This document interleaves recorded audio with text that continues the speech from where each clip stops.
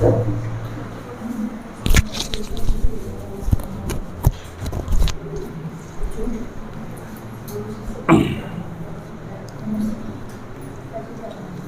चलो देखो, आज नेक्स्ट चैप्टर है chapter number 2, theory base of accounting.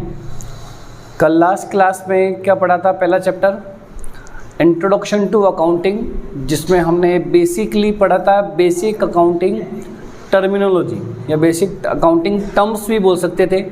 इसमें capital, drawings, debtor, creditor, assets, liability, stock, discount, bills receivable, bills payable, ठीक है, कई ऐसे पर्टिकुलर आइटम पढ़े हमने। लेकिन अब यहाँ पर देखना है, नेक्स्ट है थ्योरी बेस ऑफ अकाउंटिंग का मतलब। वहाँ पर है ना, मैंने एक हाईलाइट एग्जांपल देखा था। हाईलाइट क्या था कि अगर किसी भी जगह जाते हो आप, तो वहाँ की लैंग्वेज सीखना बहुत ज़रूरी है। वहाँ की वर्ड मीनिंग आप लोगों को आनी चाहिए। अगर वहाँ की वर्ड मीनिंग आप लोगों को नहीं आती है तो आप वहाँ सर्वाइव नहीं कर सकते, ठीक है। लेकिन है ना, अब वर्ड मीनिंग के साथ साथ वहाँ के तौर तरीके भी आपको आने चाहिए, मतलब वहाँ का रहन सहन, वहाँ का रहने का सेंस, तरीका। बताओ इस चैप्टर में मेरा एग्जाम्पल क्या था? याद है क्या कुछ? है? हाँ, रहने का तरीका। घर में जब एंटर होते हैं, स्कूल की छुट्टी होती है तो क्या करते हैं? बैग इधर और जूते सब कुछ, चप्पलें उधर, मोजे उधर, कुछ पता ही नहीं होता। और यही अगर तरीके से अगर किसी के और के घर में जाएं तो इतनी शराफत से रहेंगे। कौन कौन रहता है किसी के घर में जाता है तब शराफत से? सभी रहते होंगे मेरे हिसाब से तो, कि भाई हम इतनी शराफत से, मतलब राम जी के बाद जन्म इन्हीं का ही हुआ था और सीता जी के बाद भी जन्म अगला इनका ही हुआ था, उसके बीच में जन्म हुआ ही नहीं किसी का। आई समझ में? तो इस तरीके से मतलब यहाँ पर संस्कार आ जाता है हम में। लेकिन यहाँ है ना, यहाँ पर भी आपको इसी तरीके से संस्कार दिखाने पड़ेंगे। संस्कार अगर उड़ाए तो अकाउंटेंसी आपको घर से बाहर फेंक देगी, घर में घुसना ही नहीं देगी। तो इनको नाराज नहीं करना सर। तो ये कुछ बातें हैं जो आपको अकाउंटिंग करने से पहले फॉलो करनी पड़ेगी। देखो अक्सर क्या होता है, इन टॉपिक्स को उड़ा दिया जाता है, प्रॉपर वे से एक्सप्लेन नहीं किया जाता कि एक्चुअल में इसका रियल मीनिंग क्या है। समझ गए आप लोग? लेकिन यहाँ पर एक एक का मीनिंग समझेंगे क्या है क्या नहीं। सबसे पहला यहाँ पर हेडिंग लग रखी है basic accounting concepts. Sir basic accounting concepts में टोटल है ना 10 पॉइंट्स हैं, 10 कंसेप्ट्स हैं, 10 यहाँ पर आपकी अवधारणाएं, ठीक है, कंसेप्ट्स हैं। तो सबसे पहला कंसेप्ट क्या है, हेडिंग देखना है यहाँ पर, बिजनेस एंटिटी कंसेप्ट। ये हमने पहले ही पढ़ लिया सर कल लास्ट क्लास में। बिजनेस एंटिटी कंसेप्ट क्या होता है कि सेपरेट बिजनेस अलग होता है और बिजनेसमैन अलग होता है। अरे बात आ गई समझ में आपको? इधर आ जाओ, ठीक है। बिजनेस और बिजनेसमैन दोनों ही क्या होते हैं? अलग होते हैं। अरे क्लियर है क्या आपको चीज? तो उसको ही क्या कहा जाता है? Business entity concept. लेकिन सर इसको कंसेप्ट में किस तरीके से शो कर रखा है? सर थोड़ा क्वेश्चन को और बड़ा करना चाहे तो कैसे सोल्व करेंगे? यहाँ पर क्या होता है कि आप इस पे एग्जांपल बेसिक से डाल सकते हो। अगर ऑनर अगर बिजनेस में पैसा इन्वेस्ट करता है तो उसकी भी एंट्री की जाती है। और अगर ओनर अगर बिजनेस से मनी विड्रॉल कर, कुछ भी विड्रॉ करता है, मनी, स्टॉक, असेट्स कुछ भी, तो उसकी भी एंट्री की जाती है। इसीलिए क्या बनाया गया? बिजनेस एंटिटी कंसेप्ट बनाया गया ताकि हम रियलिटी में क्या कर सके, उसके प्रॉफिट और लॉस की कैलकुलेशन कर सके। अरे बात समझ में आ गई आपको? तो ये होता है business entity concept. Second concept का क्या नाम है? अब मनी मेजरमेंट का कंसेप्ट क्या होता है? सर एक वर्ड है जो हमने हमारे एक ज़माने में सुना था, उस वर्ड का नाम क्या है? Barter system. बार्टर सिस्टम क्या होता है? Only exchange of the goods and services. मतलब गुड्स के बदले गुड्स, वस्तु के बदले वस्तु दी जाती है, वस्तु विनिमय प्रणाली, बार्टर सिस्टम। तो बार्टर सिस्टम जो होता है, समझना आप यहाँ पर, अगर आप बार्टर सिस्टम देखते थे तो वहाँ पर क्या होता था? सिर्फ गुड्स का एक्सचेंज होता था, तो वहाँ मनी की कोई बात ही नहीं होती थी।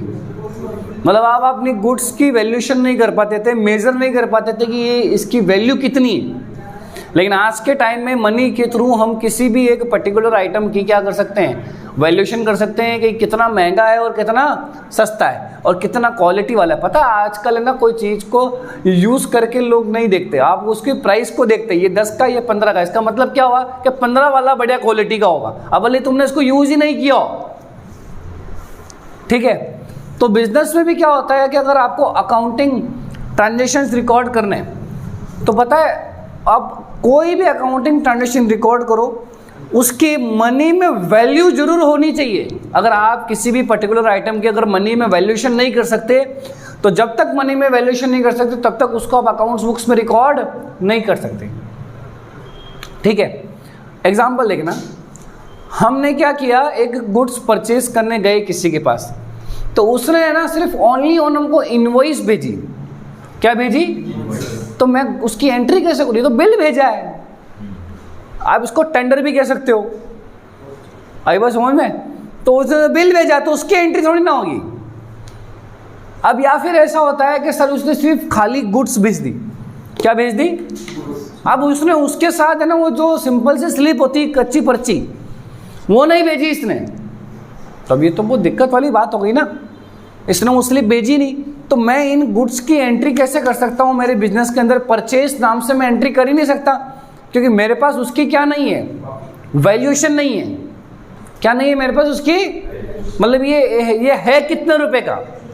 तो जब तक आपके कोई भी पर्टिकुलर आइटम मनी में मेजर नहीं हो जाते तब तक आप उसको अकाउंट्स बुक्स में रिकॉर्ड नहीं कर सकते। उसी को ही क्या कहा जाता है, मनी मेजरमेंट कंसेप्ट। आप अपने अकाउंटिंग ट्रांजेक्शन्स को अगर बिजनेस में रिकॉर्ड करना चाहते हो तो आपके पास उस ट्रांजेक्शन्स का एक मनी मेजरमेंट होना चाहिए, मुद्रा में मापन होना चाहिए आपका कि भाई ये इतने रुपए का है।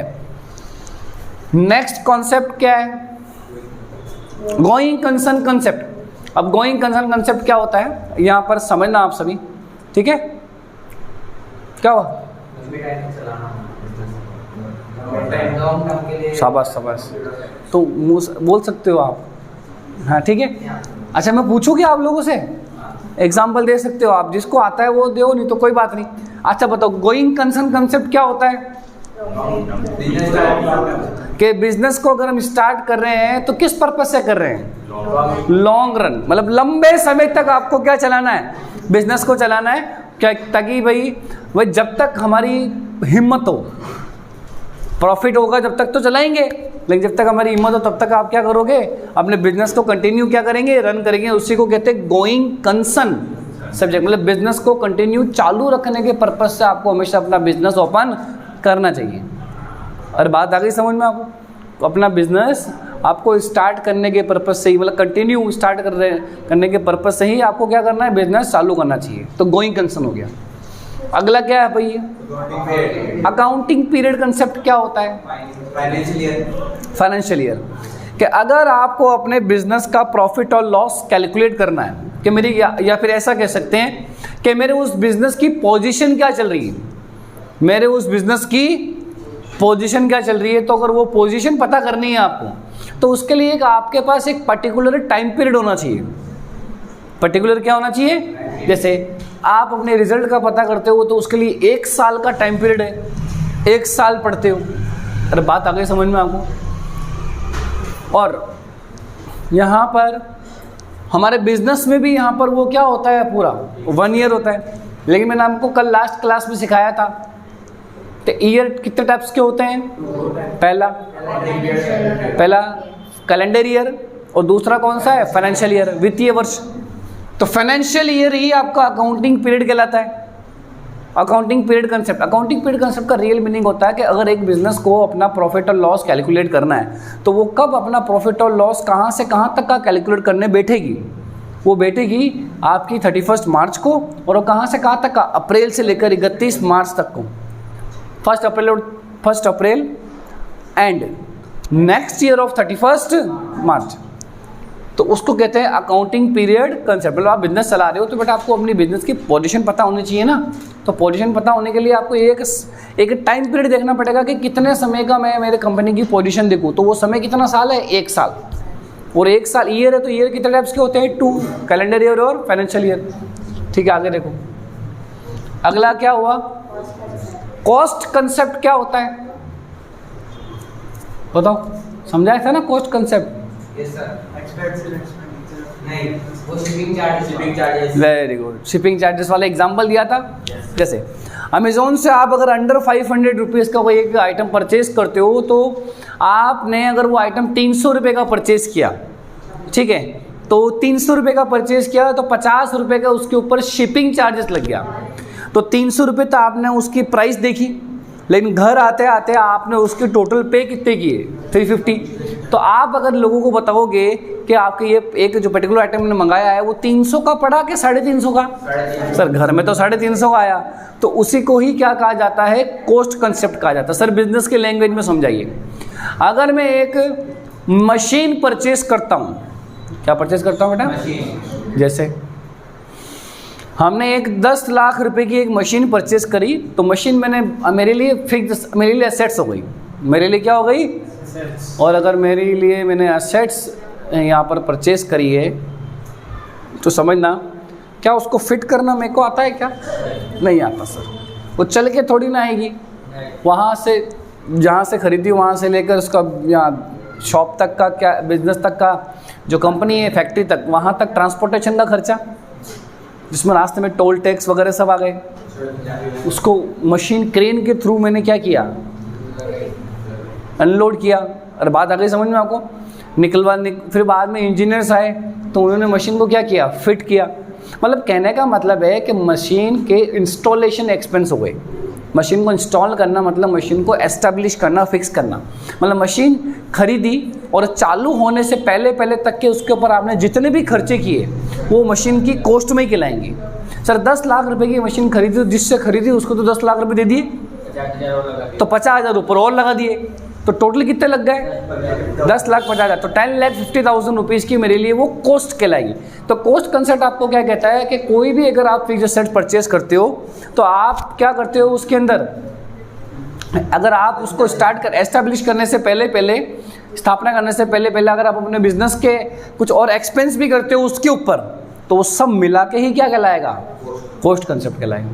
अरे क्लियर है क्या आपको चीज़? चलो आगे आओ। अगला ड्यूअल एस्पेक्ट कंसेप्ट। अब ड्यूअल एस्पेक्ट कंसेप्ट है, ये आपके लिए मैं बता दूं, जब कभी भी बिजनेस के ट्रांजेक्शन्स को मैं एज ए प्रोफेशनली अगर हमारे रिकॉर्ड करेंगे, तो प्रोफेशनली रिकॉर्ड करेंगे तो दो साइड,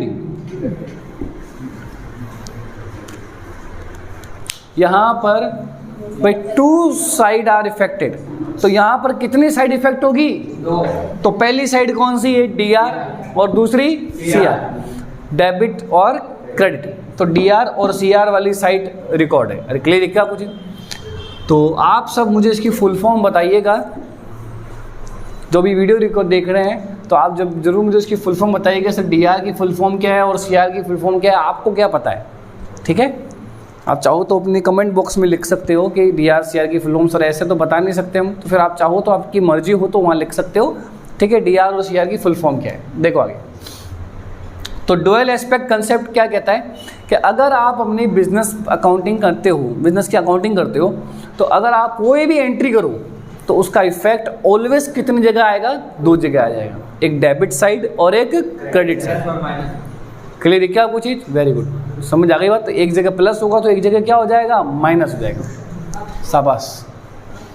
अगला रेवेन्यू रिकग्निशन कंसेप्ट। अब ये रेवेन्यू रिकग्निशन कंसेप्ट क्या होता है? बहुत अच्छा कंसेप्ट है, थोड़ा सा समझना आप सभी। देखो इसका एग्जांपल लेते हैं, वहाँ से समझ में आएगा। हमारा फाइनेंशियल ईयर कहाँ से कहाँ तक चलता है? साथ साथ चलना। अप्रैल, मई, जून, जुलाई, अगस्त, सितंबर, अक्टूबर, नवंबर, दिसंबर, जनवरी, फरवरी और मार्च। अरे बात आ गई समझ में आपको? तो ये पूरे मेरे 12 महीने, ठीक है। ये मेरे स्टार्ट होता है 2022 से, तो ये क्या हो जाएगा 2023, ठीक है। तो ये 1 अप्रैल 2022 से ईयर चालू हुआ था, फाइनेंशियल ईयर। ख़त्म कब हुआ?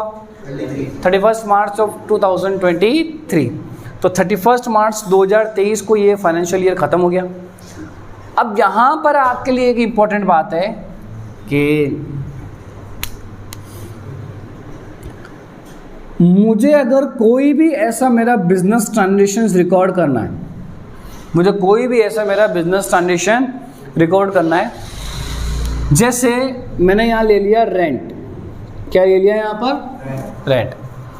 हम रेंट पे करते हैं पर मंथ ₹7,000, 7,000 रुपये का किराया हम पे करते हैं। हमने पे किया सिर्फ और सिर्फ 10th मंथ का, कितने महीने का? रियलिटी में तो हमने 10 महीने का पे किया, लेकिन यूज़ कितने महीने किया?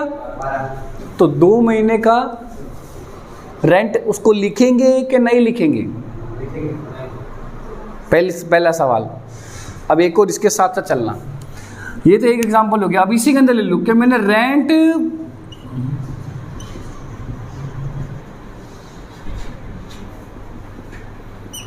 मैंने 14 महीने का पे कर दिया, मतलब मेरे जो ईयर चल रहा है वो 12 महीने का तो किया ही किया, लेकिन मैंने 2 महीने का अगले साल का रेंट भी क्या कर दिया?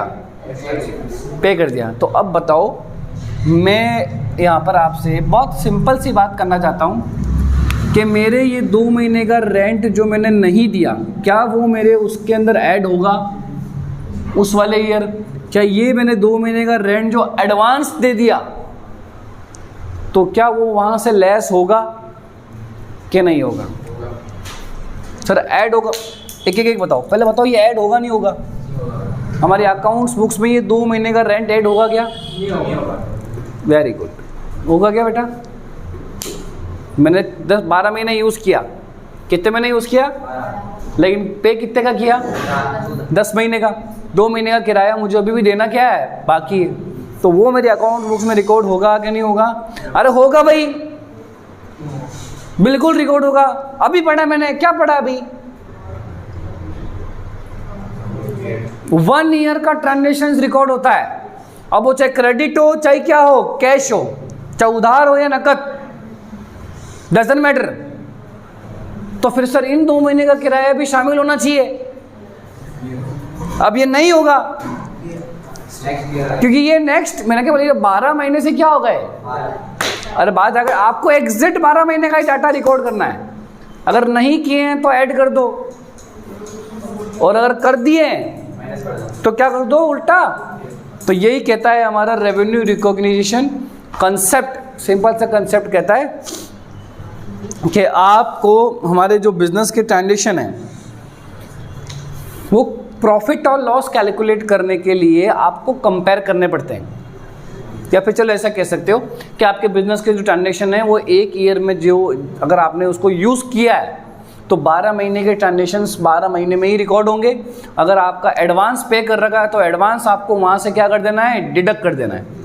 क्या कर देना है आपको? डिडक्ट कर देना है। और बाकी अगर आपने कुछ ड्यू रखा है लेकिन उस प्रॉपर्टी को आपने क्या कर लिया? यूज़ कर लिया, तो वो 2 महीने का रेंट वहाँ पर ऐड हो जाएगा। तो ये कहलाता है रेवेन्यू रिकॉग्निशन कंसेप्ट। अगला कंसेप्ट क्या है? Matching concept. मैचिंग कंसेप्ट बिल्कुल इसकी तरह ही मैच खाता है कि अगर आपको रियल टाइम प्रॉफिट चाहिए तो रियल टाइम प्रॉफिट के लिए आपको जो एक्सपेंस आपने पे नहीं किया लेकिन भविष्य में तो करोगे, तो वो एक्सपेंस को क्या करना है? ऐड करना है। और जो एडवांस दे दी वो तो नेक्स्ट ईयर के हैं, तो उसको आपको लेस कर देना है, माइनस कर देना है। तो वो क्या कहलाता है आपके लिए? Matching concept. मैचिंग कंसेप्ट का मतलब एक पर्टिकुलर टाइम पीरियड, तो अप्रैल से लेकर 31 मार्च तक की सारी इनकम्स और अप्रैल से लेकर 31 मार्च तक की सारी एक्सपेंस, उन सबको ले लेंगे तो इनकम एक्सपेंस को माइनस कर देंगे तो क्या बच जाएगा आपके लिए? प्रॉफिट बच जाएगा। तो ये कहलाता है मैचिंग कंसेप्ट। अगला फुल डिस्क्लोजर कंसेप्ट। क्या होता है फुल डिस्क्लोजर कंसेप्ट? शाबाश। कि अगर हमको हमारी अकाउंटिंग के का रियल प्रॉफिट चाहिए, तो रियल प्रॉफिट चाहिए तो आपको अपने सारे के सारे डाटा, बिजनेस के जो भी डाटा हैं, डाटा मीन्स जो भी आपके ट्रांजेक्शन्स हैं, वो सारे के सारे आप अपने सीए को प्रोवाइड करोगे तो ही कंपनी का रियल प्रॉफिट आपको मिलेगा। नहीं तो आपको किसी भी प्रकार का कोई भी प्रॉफिट नहीं मिलेगा, इस बात का ध्यान रखना। फिर वही प्रॉफिट है, आप जितना डाटा दोगे उतना ही आपको क्या मिलेगा वहाँ से, प्रॉफिट की कैलकुलेट कि इतने रुपए का प्रॉफिट हुआ, बाकी बचा हुआ तो तेरा हिसाब खुद मिला ले। अगर तेरे को सी हिसाब से बोलेगा अगर आपको रियल प्रॉफिट चाहिए तो क्या करना होगा, आपने बिजनेस का जितने भी ट्रांजेक्शन किए सारे दो, या फिर आप जितने दोगे उतने मैं कर लूँगा। तो इसलिए उसको क्या कहते हैं, full disclosure concept. Full disclosure concept मतलब आपको अपने सारे बिजनेस ट्रांजेक्शन फुल डिस्क्लोज करने पड़ेंगे, प्रस्तुत करने पड़ेंगे, कंप्लीटली क्या करने पड़ेंगे, फुल आपको डिस्क्लोज करने पड़ेंगे, शो करने पड़ेंगे सारे। And the last topic on this day, तो कंसिस्टेंसी कंसेप्ट क्या होता है भाई। अगर हमारा राइट हैंड है तो क्या मैं एक दिन सीधा हाथ से दूध पीऊँगा तो क्या एक दिन उल्टे हाथ से दूध पीऊँगा क्या, कंसिस्टेंसी मेरी बनी रहती है। एक दिन स्कूल अगर सुबह जाऊँगा तो क्या अगले दिन क्या रात को जाऊँगा क्या। तो रूल्स और जो होते हैं वो कंसिस्टेंसी क्या होने चाहिए, रहने चाहिए, सेम होने चाहिए। कि आप अपने बिजनेस के ट्रांजेक्शन जब रिकॉर्ड करते हो तो कई रूल्स कई फॉर्मेट्स फॉलो करते हो। तो जिस ईयर आपने जो रूल्स और फॉर्मेट्स फॉलो किए तो नेक्स्ट ईयर भी क्या होंगे, सेम रूल्स और सेम फॉर्मेट्स क्या होंगे, फॉलो होंगे। अरे बात आ गई समझ में आपको। तो ये कहलाता है कंसिस्टेंसी कंसेप्ट, मतलब समरूपता, मतलब हर साल एक जैसा होना चाहिए। बिजनेस ट्रांजेक्शन का जो आपका वे ऑफ है अकाउंटिंग वो क्या होनी चाहिए, एक जैसी होनी चाहिए, सेम होनी चाहिए। क्लियर है क्या। तो ये था हमारा थ्योरी बेस ऑफ अकाउंटिंग। तो इसमें से आपके पेपर में काफ़ी क्वेश्चंस आएंगे और ये बहुत इंपॉर्टेंट भी रहता है, ठीक है। नॉन जो यहाँ पर एग्जामिनर है जो एग्ज़ाम नहीं देते नॉर्मली पढ़ते भी हैं तो वो भी इन वीडियो को देख सकते हैं, इजी गोइंग। ठीक है, चलो आज के लिए बहुत है इतना। कल मिलेंगे जर्नल एंट्री में, ठीक है। तो जर्नल एंट्री का डे बिल्कुल भी मिस मत करिएगा आप सभी, और रेगुलर अगर इसी तरह से कंसिस्टेंसी बनाई रखी तो बहुत अच्छा रहेगा हमारे लिए। चलो आज के लिए बहुत है। सर एक जीएसटी वाला टॉपिक भी ये समझा देते, लेकिन जीएसटी की क्लास मैं आपकी अलग से अपलोड करूँगा। अरे क्लियर है क्या आपको, जीएसटी की क्लास आपकी एक अलग से ही अपलोड की जाएगी, एकदम सेपरेट।